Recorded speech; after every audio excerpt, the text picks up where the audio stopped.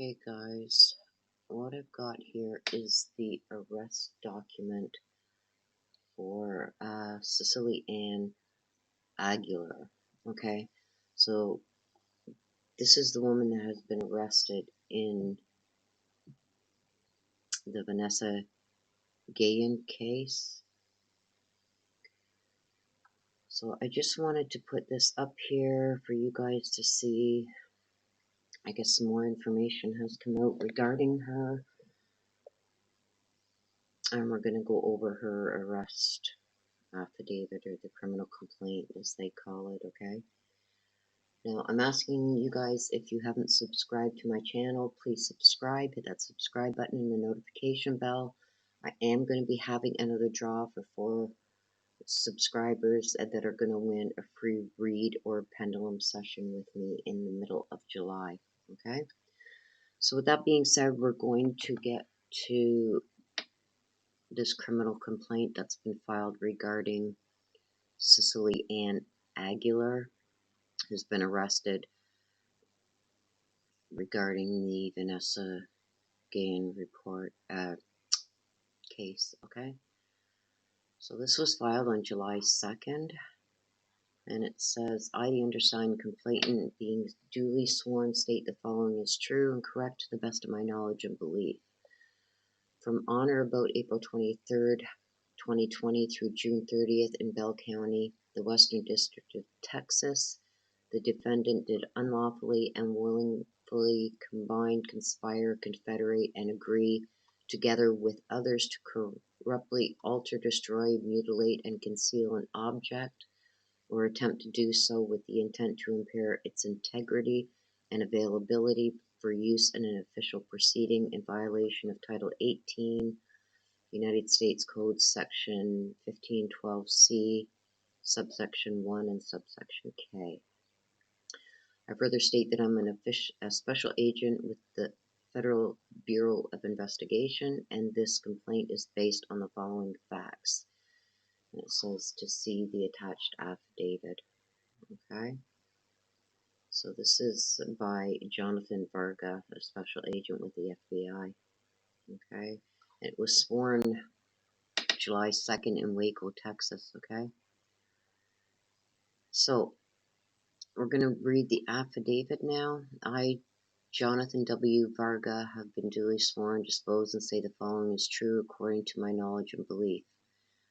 Your affidavit is a special agent of the FBI, United States Department of Justice. I've been employed as an SA of the FBI for over 16 years and am currently assigned to the San Antonio Division Waco Resident Agency in Waco, Texas. I'm currently assigned to a violent crime squad where my responsibility include enforcing federal criminal statutes, including investigating violent crimes to include murder, witness tampering, obstruction of justice, and conspiracy to commit a crime occurring within the Fort Hood military installation. Fort Hood is a place of special maritime and territorial jurisdiction for the federal government. As part of these duties, your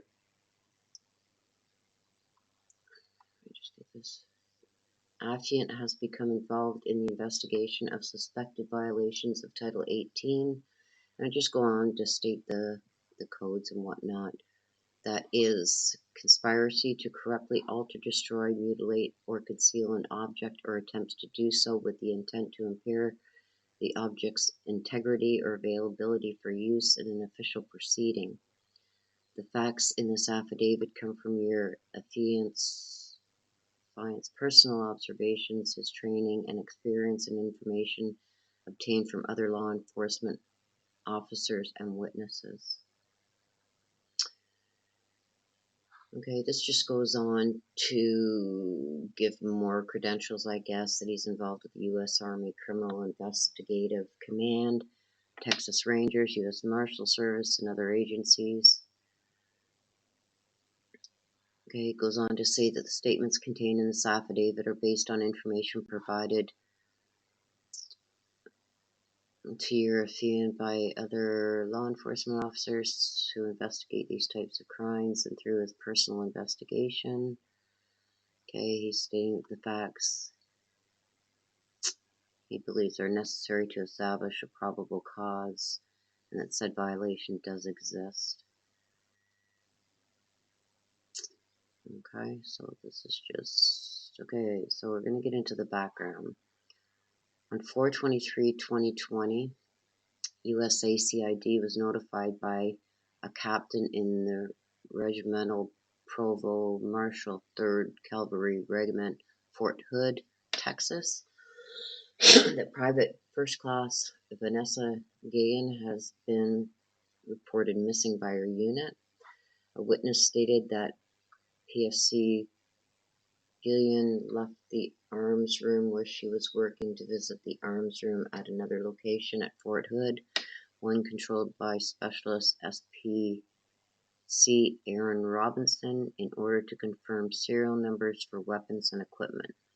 The witnesses verified that PFC Guillen left the arms room without her U.S. Army identification card, bank card, or keys, with her barracks key attached.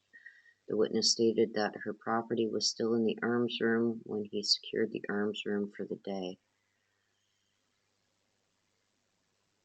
Okay, so a search of PSC Vanessa, I'm just going to say Vanessa because her last name is hard to say, phone records revealed the last outgoing text message from her phone was a message to SPC Robinson's phone.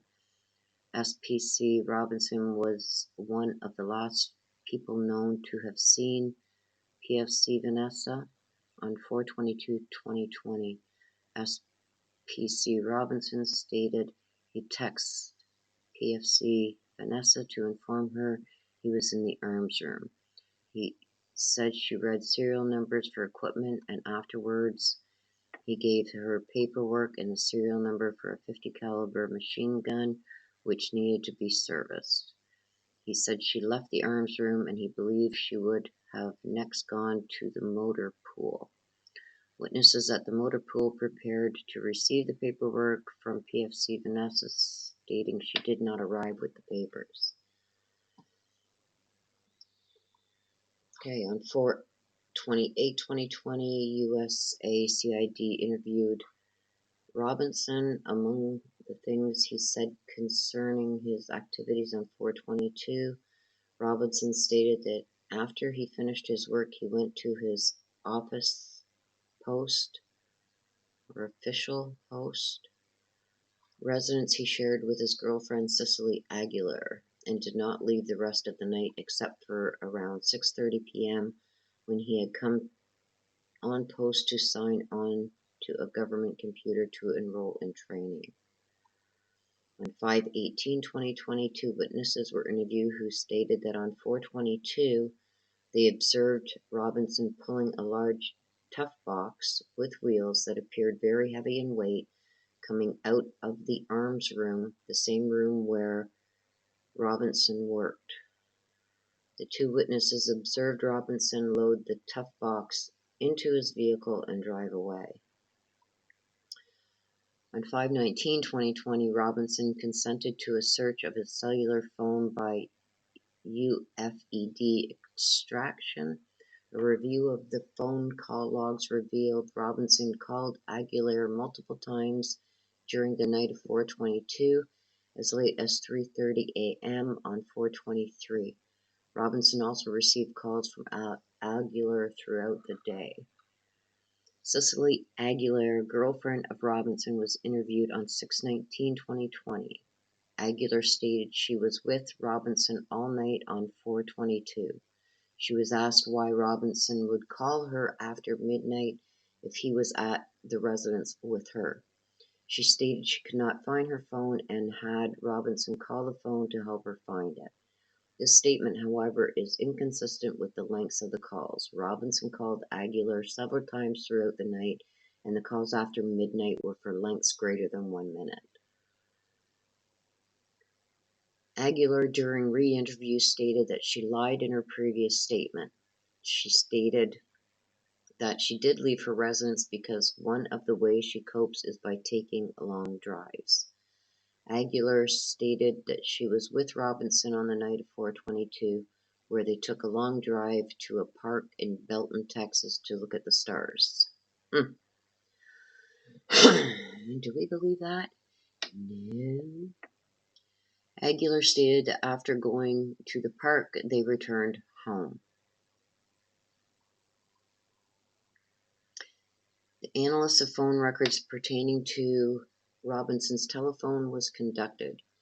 A review of the location data revealed that approximately 1:59 a.m. on 4/23, Robinson's cell phone was identified in the vicinity of FM 436 and West Main Street in Belton, Texas, specifically on or around a bridge.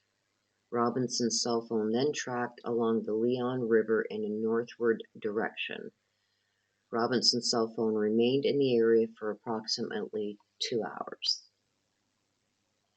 Aguilar's cellular telephone location data was also analyzed later, and it revealed she and Robinson were near the Leon River together on 4/23 and 4/26/2020. Based upon this data, personnel from USACID, Bell County Sheriff's Office, and Texas Rangers searched the Leon River site in Belton, Texas on June 21, 2020. A burned site with disturbed earth was identified. What appeared to be burned remains of a plastic tote or tough box were found nearby an area near where Robinson's phone pinged. The soil beneath the burn site was remarkably softer and moister than the soil found at similar depths merely feet away, and had an odor of decomposition. However, no remains, I'm thinking this was remains, were located. At 1 p.m. on 6/30/2020, USACID was notified that contractors working on a fence adjacent to the Leon River in Belton, Texas, discovered what appeared to be human remains. USACID, along with FBI, BSO, USMS, and Texas Rangers, searched the area and identified scattered human remains that appeared to have been placed into concrete-like substance and buried. At about 8:30 p.m., 30th of June 2020, Aguilar was interviewed and admitted that Robinson told her that on 4/22, he struck a female soldier in the head with a hammer multiple times at his arms room, killing her on Fort Hood. Affiant knows that this arms room is located within the special maritime and territorial jurisdiction of the United States and an area of exclusive federal jurisdiction. Aguilar advised the female soldier never made it out of the Army alive, referring to Fort Hood. Robinson then placed her in a box and moved the box to a location near the Leon River in Belton, Texas. Paragraphs 14 through 19 are a summary of Aguilar's statements to law enforcement on the 30th of June 2020. On the evening of 4/22/2020 or the early morning of 4/23/2020, Robinson picked Aguilar up at a gas station she worked at and took her out to a site near the Leon River and near a bridge. A box with wheels and handles was already at this site. Robinson walked Aguilar over to the woods and opened up a box for Aguilar, and she saw a dead female inside the box. Aguilar, on a later date, identified the dead female as Vanessa Guillen. To more easily dispose of and to conceal the body of the dead female, Robinson and Aguilar proceeded to dismember the dead female's body. Jesus.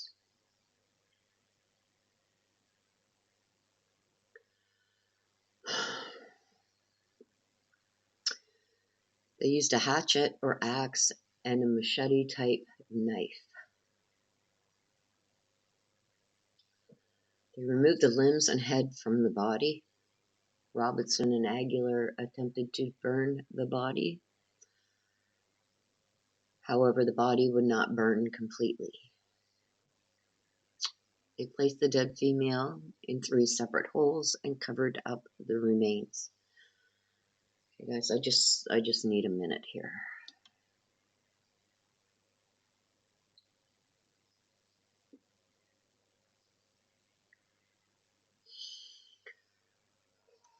Okay.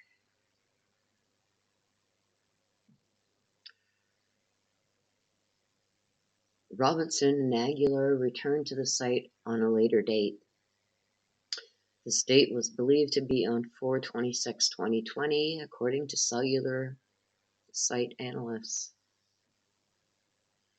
Prior to the return, they obtained hairnets and gloves. Aguilar purchased a bag of what she referred to as concrete from someone utilizing Facebook Messenger.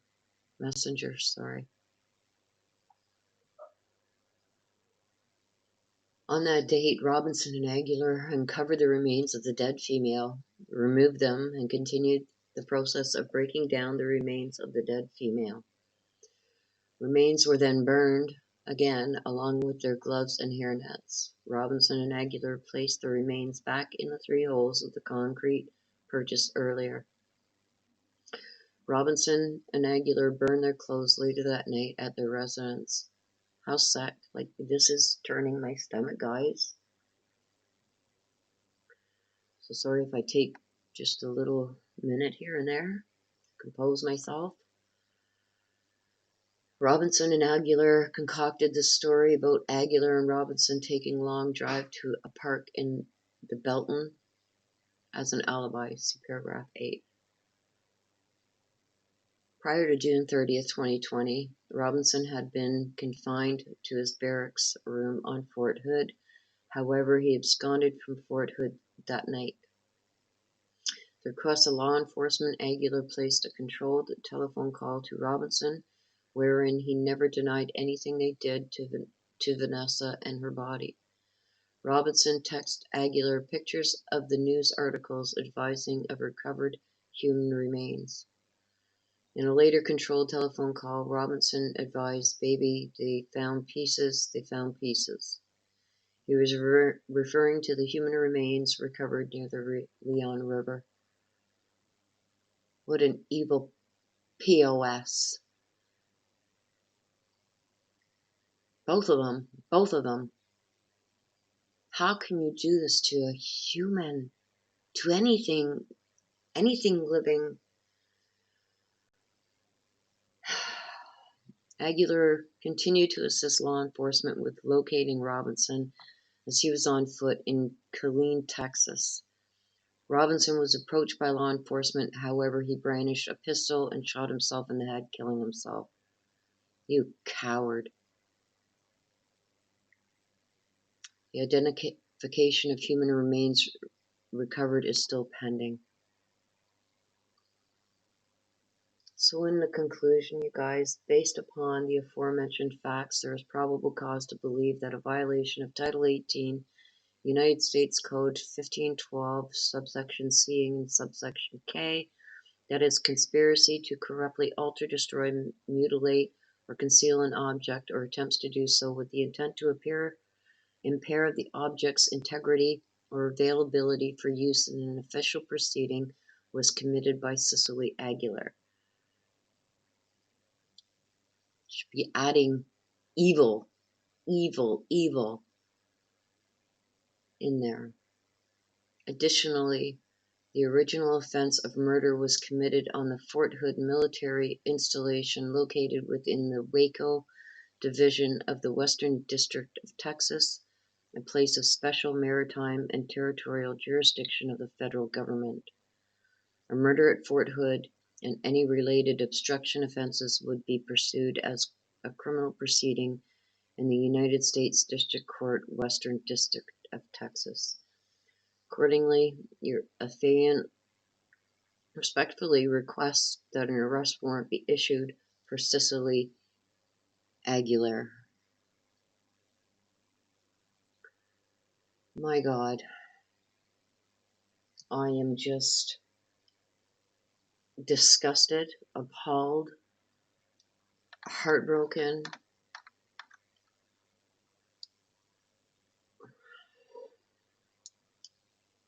I just don't know what to say about this, you guys.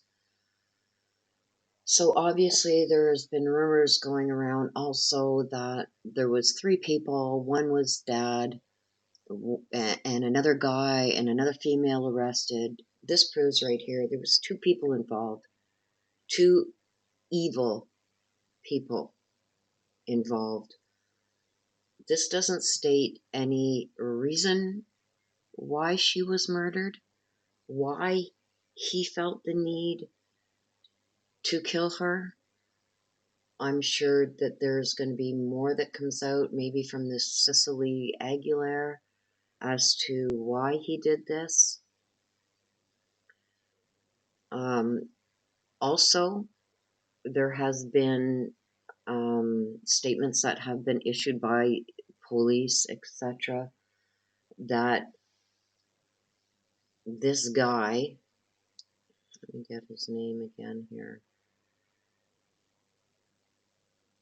Robinson, this Robinson guy, he was not her superior.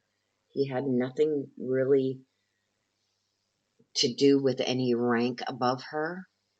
Okay, so I know she had mentioned to her parents that her superior was sexually harassing her. Okay, this is not one of her superiors. So do I believe there's still somebody else that's involved in this? Absolutely.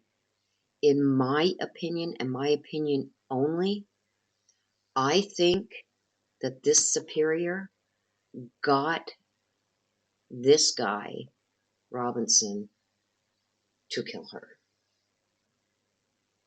That's in my honest opinion, and my opinion only. I think down the line, and like I said, I'm an intuitive also. I'm going to do another read on this. I'm going to ask specifics.